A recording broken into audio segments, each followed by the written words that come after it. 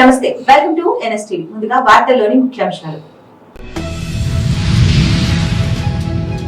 నిర్మల్ జిల్లా బాయిన్సా మండల్ మాంజారి గ్రామ శివారులో గుర్తు తెలియని దుండగులు శనగ పంటకు నిప్పు పెట్టారు. రైతు యాదవ్ చక్రధరికి చెందిన 25 క్వింటాల పంట కాలిపోవడంతో 1.5 లక్షల రూపాయల నష్టం వాటిల్లింది. ఆరుగాలం కష్టించి పండించిన పంట అగ్నిపాలవ్వడంతో కుటుంబ సభ్యులు కన్నీరు మున్నీరు అవుతున్నారు. పోలీసులు ఘటనా స్థలానికి చేరుకుని కేసు నమోదు చేశారు. కష్టాల్లో ఉన్న తనను ప్రభుత్వమే ఆదుకోవాలని యువ రైతు వేడుకుంటున్నారు. పంట కాల్చుడు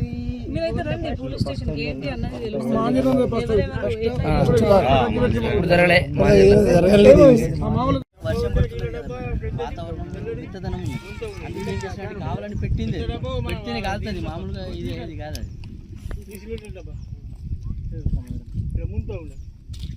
దగ్గర కూడా ఏం లేదు కదా మేడం. పెట్టి ఎక్కడి నుంచి వచ్చింది, ఎక్కడ దూరం పెట్టిండ్రు, పెట్టాలని పెట్టింది పెట్టాలని కనిపిస్తుంది.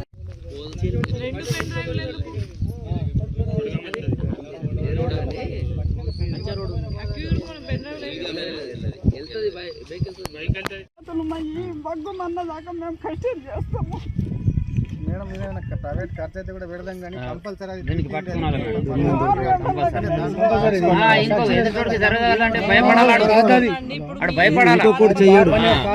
రైతు కుటుంబం నుంచి వచ్చినమ్మా. నాకు పంట వాల్యూ తెలుసు, నాకు వాళ్ళు ఎట్లా బాధపడతారో తెలుసు, ఎంత కష్టపడతారో తెలుసు.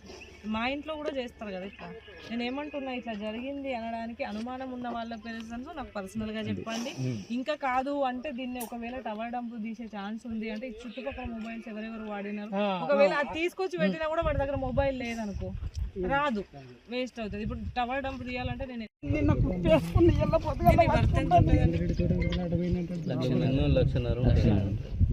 లక్ష పైన ఉంటుంది మేడం, తక్కువ ఉండదు. నమస్తే, నా పేరు సీతాపతి చక్రధర్ యాదవ్, మాంజ్రీ విలేజ్, బైన్సా మండల్, నిర్మల్ జిల్లా.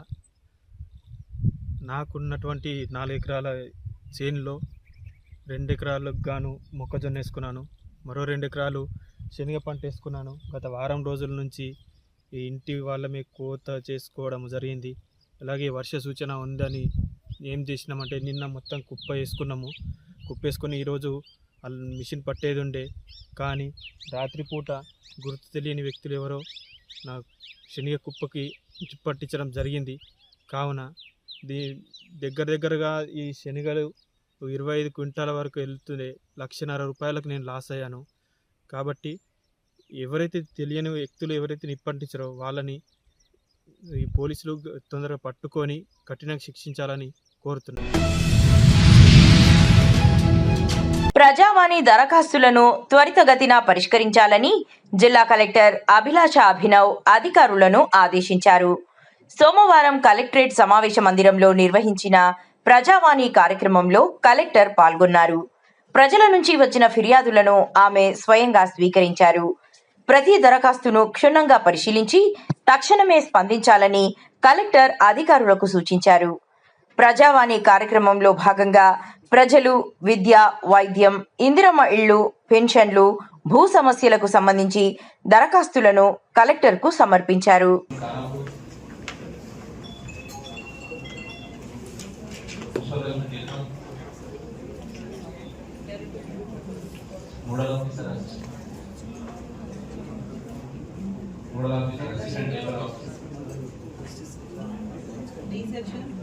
Principal Government Medical College.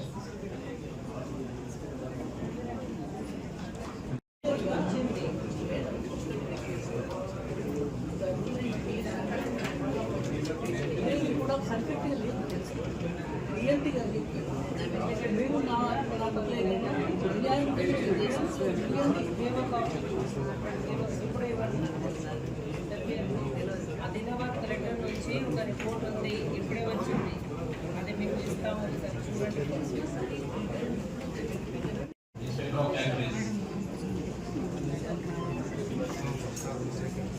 Special subject. LDM. Medical Superintendent, Government General Hospital.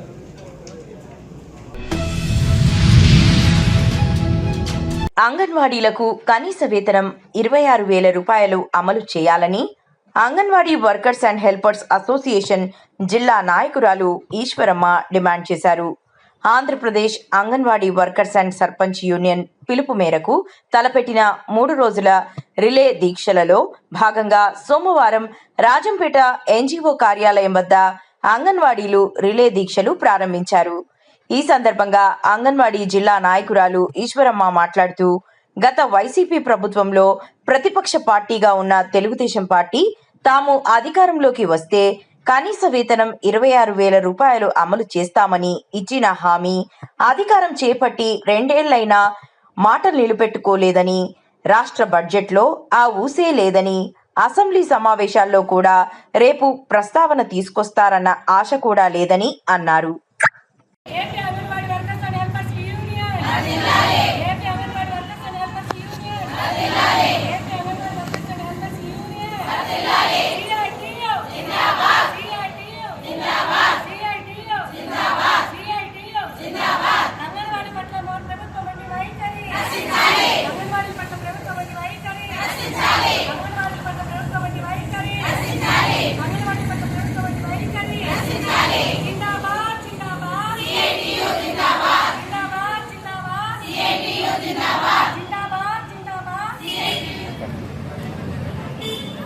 అందరికీ నమస్కారం సార్. అంగన్వాడీల తరఫున గవర్నమెంట్కి మా విన్నపం, మా ఆవేదన అనుకోండి. ఇది వచ్చేసి చెప్పడానికైతే మమ్మల్ని గవర్నమెంట్ ఉద్యోగులుగా అంగీకరించడానికి గవర్నమెంట్కి మనసొప్పడం లేదు. కానీ మా దగ్గర గవర్నమెంట్కి సంబంధించిన ప్రతి వెట్టి చాకిరీ అనేది మా చేత చేయిస్తూ ఉన్నారు. జీతాలు పెరుగుతున్న ధరలకు అనుగుణంగా జీతాలు పెంచడం చేత కాలేదు, కానీ మెనూ ఛార్జీలు పెంచడం లేదు, జీతాలు పెంచడం లేదు. ఇప్పుడున్న పరిస్థితుల్లో 11,500 జీతంతో ఒక అంగన్వాడీ టీచర్ ఒక కుటుంబాన్ని ఎలా పోషించుకోగలరు అనేది మా ఆవేదన మీకు వ్యక్తం చేస్తున్నాము. దీని గురించి మాకు జీతాలు పెంచాలని, మా పని భారాన్ని తగ్గించాలని మేము గవర్నమెంట్ని విన్నవించుకుంటా ఉన్నాం సార్. అంగన్వాడీలు మాకు జీతాలు చాలా తక్కువగా ఉన్నాయి, చాలా తక్కువ. ఇప్పుడు 2 సార్లు పోయిన ప్రభుత్వం వాళ్ళు కూడా పెంచుతామన్నారు, పెంచలేదు. ఈ ప్రభుత్వం వారు కూడా మాకు జీతం పెంచలేదు. కానీ పని అయితే మటుకు ఎక్కువగా పని భారం పెంచుతూ ఉన్నారు. ఏఎన్ఎం చేసే పని కూడా మాకే జతపరిచి మాకు పని ఒత్తిడి ఎక్కువైపోయింది. అదిగాక 10వ తరగతి క్వాలిఫికేషన్తో మాకు అంగన్వాడీ పోస్టులు మాకు ఇచ్చి బీటెక్ ఎంటెక్ చేసిన వాళ్ళ క్వాలిఫికేషన్తో మాకు సాఫ్ట్వేర్ పనిలాగా మాకు చేయించుకుంటున్నారు. ప్రతి రాత్రి 10 వరకు మాకు ఆన్లైన్ పని వరకు అయితే చేయించుకుంటున్నారు. హార్డ్వేర్ సాఫ్ట్వేర్ 2 చేయాల్సి వస్తుంది. దానికి తగిన జీతం మాకు ఇవ్వడం లేదు. దయచేసి మా కష్టానికి తగిన, మా శ్రమకు తగిన జీతం మాకు ఖచ్చితంగా 26,000 ఇవ్వాలని కోరుకుంటున్నాము. అదేవిధంగా పని ఒత్తిడి తగ్గించాలని. మా అంగన్వాడీ బస్సులు మాత్రం మారట్లేదు సార్. కొంచెం మా అంగన్వాడీల గురించి కొంచెం ఆలోచించాలి. గత ప్రభుత్వం ఉన్నప్పుడు మేము వస్తే మేము అన్నీ చేస్తాం, మీకు చేస్తామని హామీలు ఇచ్చినారు. కానీ ప్రభుత్వం మారింది, వచ్చి 3 సంవత్సరాలు అయిపోయినా కానీ మమ్మల్ని మాత్రం అసలు పట్టించుకోవట్లేదు. ఒకరోజు ధర్నా చేసినా కానీ జీతాలు కట్ చేస్తున్నారు సార్. ఇది మరీ దారుణము. కొంచెం ఆలోచించి మా గురించి ఆలోచించాలని మనవి చేసుకుంటున్నాం.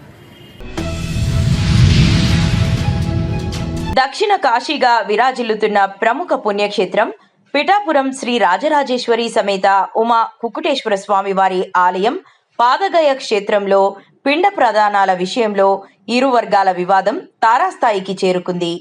పిఠాపురంలో పితృకార్యాలకు గొప్ప ప్రాశస్త్యం ఉంది. ఇక్కడ పిండ ప్రదానం చేస్తే పితృదేవతలకు స్వర్గలోక ప్రాప్తి కలుగుతుందని భక్తుల ప్రగాఢ విశ్వాసం. అయితే గత కొంతకాలంగా ఇక్కడి కుక్కుటేశ్వర స్వామి ఆలయ ప్రాంగణంలో చాతాధ వైష్ణవ సంప్రదాయాలకు పురోహితులకు మధ్య సాగుతున్న ఆధిపత్య పోరు భక్తుల మనోభావాలను తీవ్రంగా గాయపరుస్తోంది.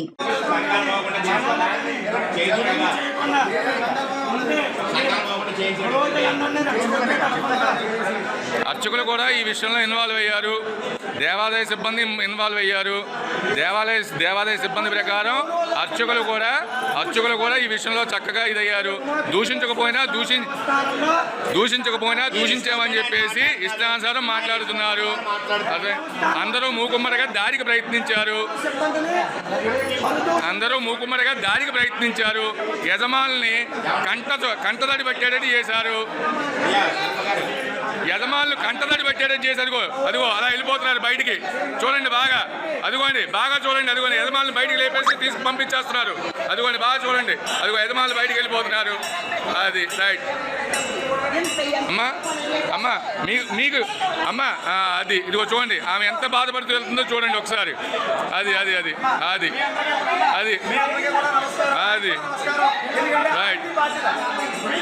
పిఠాపురం పాదగయ క్షేత్రం అనేది కేవలం స్మార్తులకు మాత్రమే.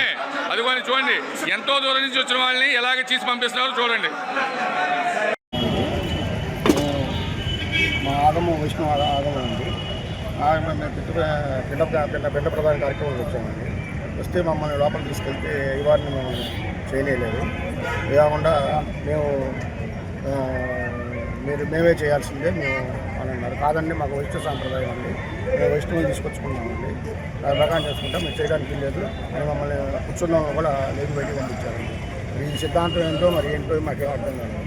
ఎక్కడైనా కానీ ఎవరు వచ్చినా కానీ ఎవరి కార్యక్రమాల్లో చేసుకుని వెళ్ళిపోతారు, కానీ ఇట్లా మేమే చేయాలి మేమేం చేయాలంటే ఈ పద్ధతి ఏం బాగోలేదండి. దీని గురించి మీకు అధికారులు ఆలోచించి దీనికి సరైన చర్యలు తీసుకోవాల్సిందిగా కూర్చున్నారు. నానా మాటలు అన్నారండి.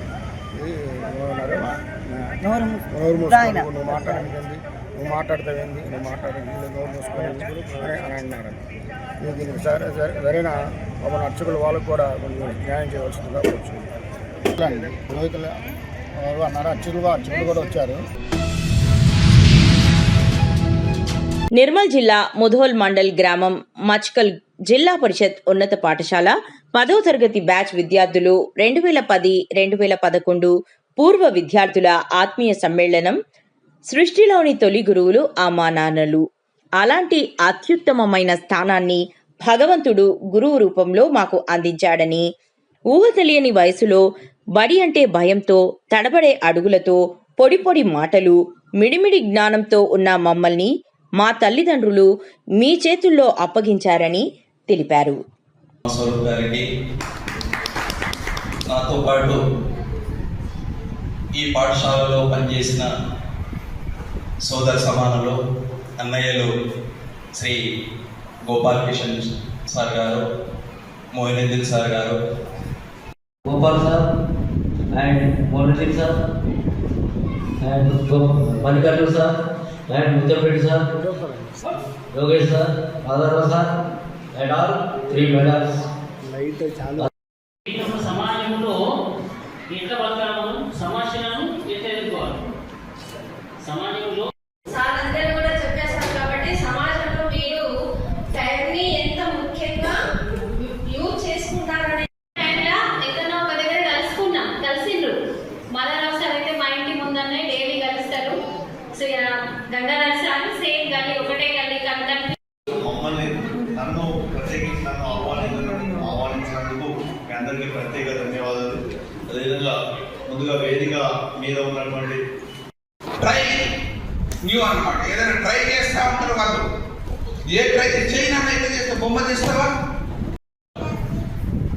ఎందుకంటే ఈరోజు మస్కల్ ఉన్నత పాఠశాలలో బీజేపీ ఎమ్మెల్యే కాటేపల్లి వెంకటరమణారెడ్డి రోజులుగా ఎమ్మెల్యే క్యాంప్ ఆఫీస్లో చేయడం చాలా బాధాకరమని ఆయన అన్నారు. ఆయన కాట్పల్లి వెంకటరమణారెడ్డి జ్వరంతో బాధపడుతున్నట్లు, అయినా కూడా కలెక్టరేట్కు వెళ్లడానికి స్థిరంగా ఉన్నట్లు ఆయన అన్నారు.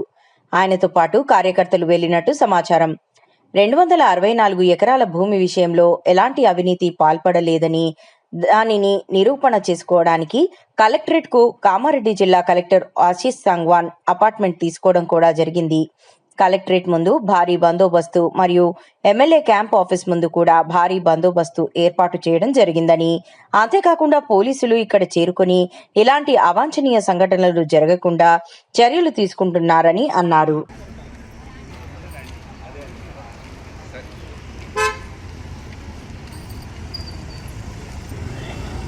ఒకసారి ఫోన్ చేసి ఫోన్ చేసి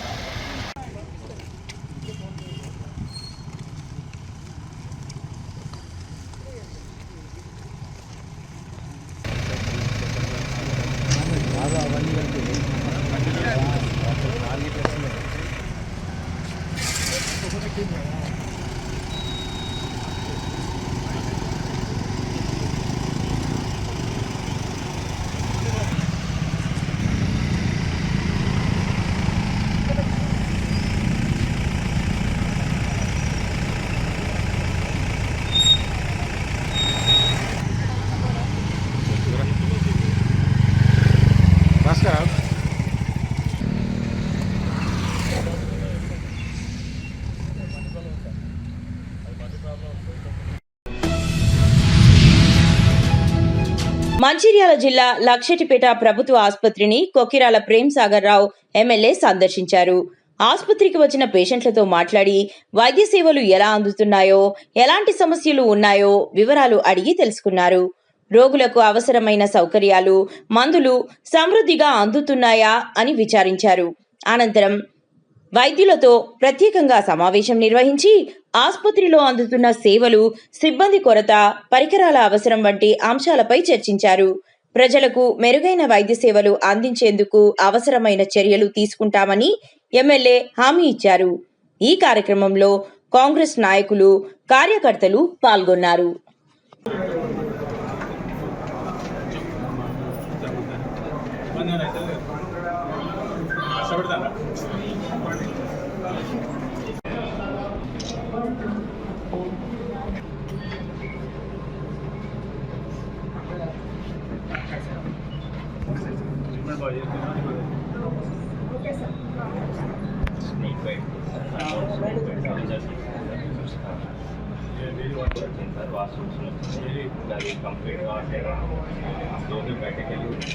కిచెన్ షెడ్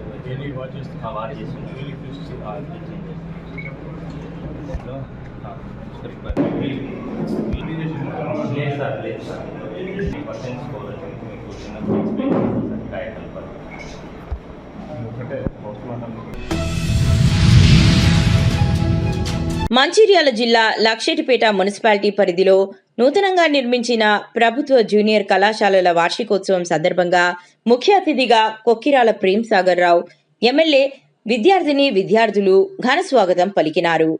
ఈ సందర్భంగా వారు మాట్లాడుతూ కార్పొరేట్ కళాశాలలకు ధీటుగా ప్రభుత్వ జూనియర్ కళాశాలలు నిర్మించామని, విద్య, వైద్యం ప్రజలకు ఎప్పుడూ అందుబాటులో ఉంటుందని, దొంగకు దొరకంది ఒకటే విద్య అని, చదువుకుంటే ఒక కుటుంబం బాగుపడుతుందని కొనియాడారు. అనంతరం విద్యార్థులకు బహుమతులు అందజేశారు.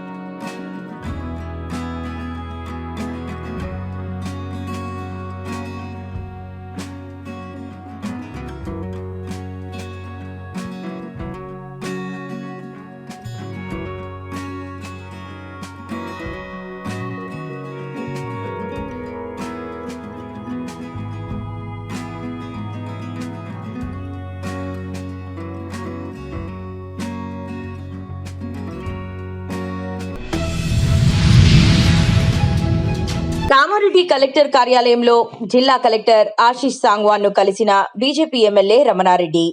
ప్రభుత్వ కళాశాల భూముల విషయంలో కలెక్టర్ను కలిసి రెఫరెండం ఇచ్చిన ఎమ్మెల్యే. వారంలో ప్రభుత్వ భూముల అన్యాక్రాంతంపై సమగ్ర నివేదిక ఇవ్వాలని కోరిన ఎమ్మెల్యే.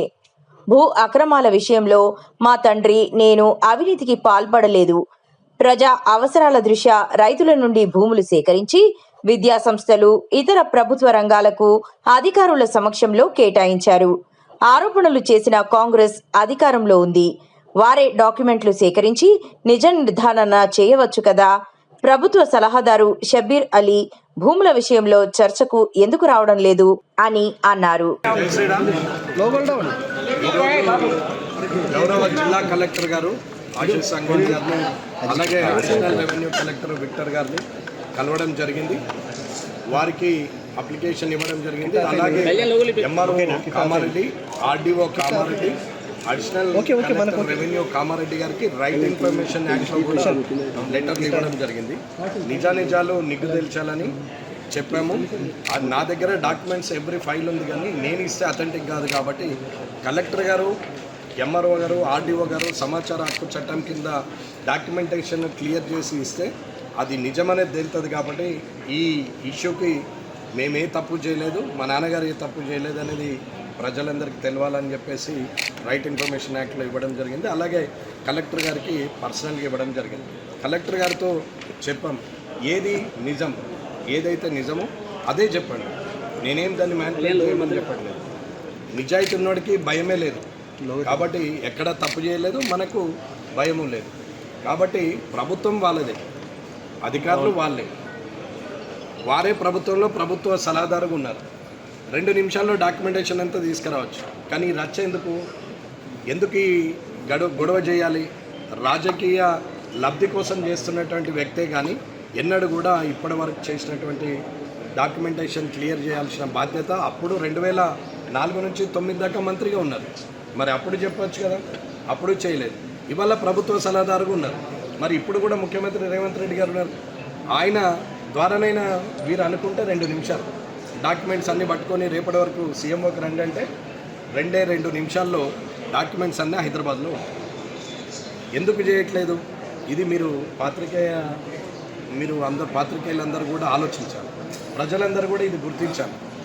ఎందుకు చేయట్లేదు? అధికారం మీ దగ్గరనే ఉంది, అధికారులు మీ వాళ్ళే, మీరు చేయొచ్చు. మరి ఎందుకు చేయట్లేదు అనేది ఒకసారి ప్రజలు కూడా ఆలోచించాలి. కాబట్టి ఇవాళ కూడా చెప్తున్నాం, ఇదానికి ఖచ్చితంగా ముగింపు పలుకుతాం. రైట్ ఇన్ఫర్మేషన్ యాక్ట్ కింద 30 రోజుల లోపల వారు ఇవ్వాలి. వారంలో ఇవ్వచ్చు, 10 రోజుల్లో ఇవ్వచ్చు, 30 రోజుల్లో ఇవ్వాలి. ఇవ్వకపోతే అప్లైట్ అథారిటీ ఉంటుంది, అప్లైట్ అథారిటీకి కూడా వెళ్తాం. అది కూడా కాకపోతే డిఫర్మేషన్ సూట్ వేసి గవర్నమెంట్ కోర్ట్ ఆర్డర్ ద్వారా కూడా ఇవన్నీ కూడా డాక్యుమెంట్స్ కలెక్టర్ గారి ద్వారా తెచ్చిస్తాం. కానీ కలెక్టర్ గారు పాజిటివ్గా స్పందించారు, చెప్పారు ఏది రికార్డు ఉంటుందో ఆ రికార్డు ఖచ్చితంగా ఇచ్చేస్తామండి, అట్లేం లేదు, ఇబ్బంది పెట్టాలనేది ఆలోచన లేదు. 100% ఏది ఉంటుందో అది ఇవ్వమంటున్నారు, ఏది ఉంటే అది ఇచ్చేస్తామని చెప్పారు. అలొకేషన్ దేనికి అయింది? 263.5 ఎకరాల్లో 1964 నుంచి ఈ రోజు వరకు 263.5 ఎకరాల్లో ఏ దానికి ఎంత అలొకేషన్ చేశారు, ఎప్పుడెప్పుడు చేశారు, ఏ సర్వే నెంబర్లో ఎంత ఎక్స్టెండ్ చేశారు, ప్రజా ప్రయోజనాల కోసమైందా లేకపోతే స్వార్థ ప్రయోజనాల కోసమైందా, దాన్ని నిగ్గు తెల్చండి అని చెప్పారు. కాబట్టి ఇవాళ ఉన్న కామారెడ్డి కాలేజ్ ఎడ్యుకేషన్ సొసైటీ భూములు ఉండేపటికే కామారెడ్డిలో మెడికల్ కాలేజ్ కానీ, కామారెడ్డిలో ఇండస్ట్రియల్ ఏరియా కానీ, ఎఫ్సిఏ కానీ, ఇలా నంబర్ ఆఫ్ ఇన్స్టిట్యూషన్స్ అక్కడ వచ్చినాయి. ఇవాళ ఆ భూమే కలెక్ట్ చేయకుంటే కామారెడ్డిలో ఏముంటుండే? ఇది అర్థం చేసుకోవాలి. 2004 నుంచి 2009 వరకు ఉన్నటువంటి వైఎస్ఆర్ గారు ముఖ్యమంత్రిగా ఉన్నప్పుడు తెలంగాణ యూనివర్సిటీ కామారెడ్డిలో తీసుకొచ్చే దమ్ము తెలివి లేదు ఈయనకు. అది కొత్తగా డిచ్పల్లిలో పెట్టాల్సిన పరిస్థితి వచ్చింది. ఇక్కడ ఆల్రెడీ ఎస్టాబ్లిష్మెంట్ ఉంది, అదే యూనివర్సిటీని ఇక్కడ పెట్టవచ్చు కదా, భూములు ఉన్నాయి, బిల్డింగ్లు ఉన్నాయి. మరి ఇక్కడ పెడితే తక్కువ ఖర్చులో ప్రభుత్వంకు ఖర్చు తక్కువ, ప్రజల మీద భారం పడకుండా ఉంటుంది కదా, కానీ అది చేయలే. కామారెడ్డి జిల్లా బాన్సువాడ పట్టణంలో ఇటీవల జరిగిన ఇరు వర్గాల ఘర్షణ నేపథ్యంలో ఎస్పీ రాజేష్ చంద్ర ఆధ్వర్యంలో భారీ పోలీసు బలగాలతో ఫ్లాగ్ మార్చ్ నిర్వహించారు. పట్టణంలోని ప్రధాన వీధులు, సున్నిత ప్రాంతాలలో సుమారు 6 కిలోమీటర్ల మేర కవాతు చేపట్టి ప్రజల్లో నమ్మకం కల్పించారు. ఫ్లాగ్ మార్చ్లో సాయుధ పోలీసులు, ర్యాపిడ్ బలగాలు, ప్రత్యేక దళాలు పాల్గొని శాంతి భద్రతలపై పోలీసులు పూర్తిగా అప్రమత్తంగా ఉన్నారని స్పష్టం చేశారు. ఎలాంటి అవాంఛనీయ సంఘటనలు జరగకుండా ప్రతి కీలక ప్రాంతంలో పికెటింగ్ ఏర్పాటు చేసి నిరంతరం గస్తీ పెంచినట్లు అధికారులు తెలిపారు.